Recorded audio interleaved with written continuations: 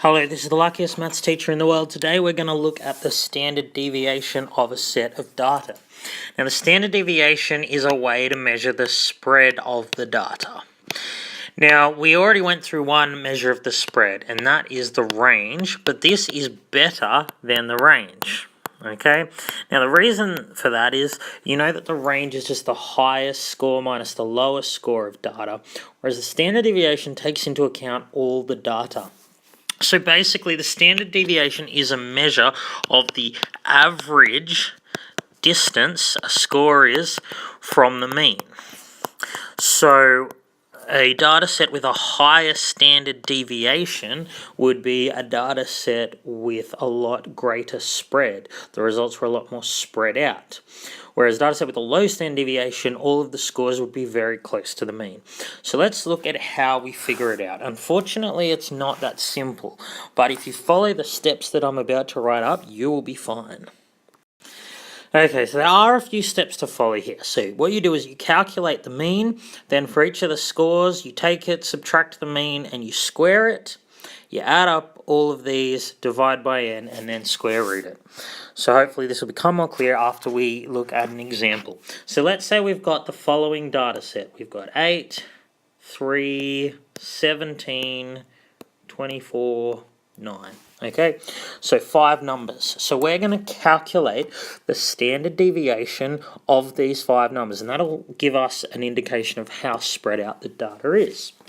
So let's do these steps one by one. So the first step is to calculate the mean. So we just add them all up. So we go 8 plus 3 is 11, 28, 52, 61. And then we divide by how many there are. So there are 5 scores. So 61 divided by 5 is the mean, which is 12.2. So then what we need to do is we need to take each of the 5 scores, subtract the mean, and then square it. So we do that for the first one. So the first one would be 8 minus 12.2. Then we square it. Now I'm going to do 2 and 3 together. I add that to 3 minus 12.2. So again, I've taken this next score, subtracted the mean, and I want to square that.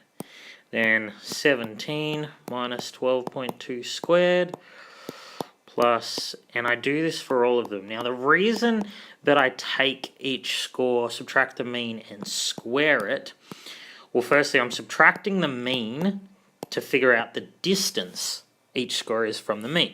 Now, the reason that you square it is because otherwise, if you just added up all the distances from the mean, some are negative, some are positive. They would add to 0. That's what the mean is. So squaring it ensures each of these are positive. It also amplifies scores that are a long way from the mean. So it kind of gives more weight in its calculation, if you like, to scores that are further from the mean. So it would give a higher number. So after we've done this, 2 and 3, we've taken each score, added it, each score, subtracted the mean, squared it, and then added them all up. We put that into our calculator.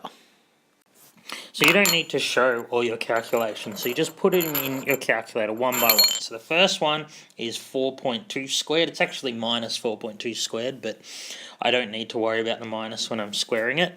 And then I do the same for all of them. And so when I do all this and put it in my calculator, the answer I get is 274.8. So what I need to do with that number in step 4 is divide by n. So I need to divide by 5 because there are 5 scores. So 274.8 divide 5, that gives me 54.96. Now 54.96 is the variance. Now that's something that's used in statistics a lot too, but we're only just looking at the standard deviation.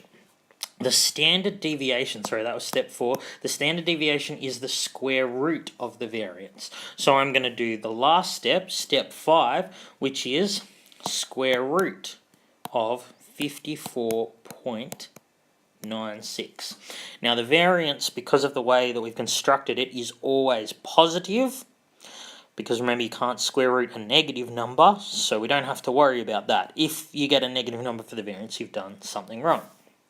So the square root of 54.96, again, you just let your calculator do all the work, and the answer I get is, to 2 decimal places, 7.41. Okay, so that's telling me basically, on average, each of the observations was about 7.41 units from the mean, and that gives you an indication of how spread out it was. Now, by itself, it probably doesn't tell you much, but when you compare data sets, it will tell you more. So, for example, let's say that I had 2 tests that I gave to the Year 9 class. So let's say the average of both of them was 50. If one of them had a standard deviation of, say, 25, then I'd expect that I had, some people in the 90s, and I had some people who got a long way below 50 and really failed it. But if the average was 50 and the standard deviation was, say, 5, I wouldn't expect that anyone got much more or much less than 50. So it does give some valuable information. The mean only tells you the center of the data. I can tell you the average of our class test is, say, 60, but that doesn't tell you whether there are a lot of people that did well and a lot of people who did not so well, or whether everyone was close to 60. And that's why we have the standard deviation. I hope you've enjoyed this video. This has been the luckiest maths teacher in the world. Have a great day.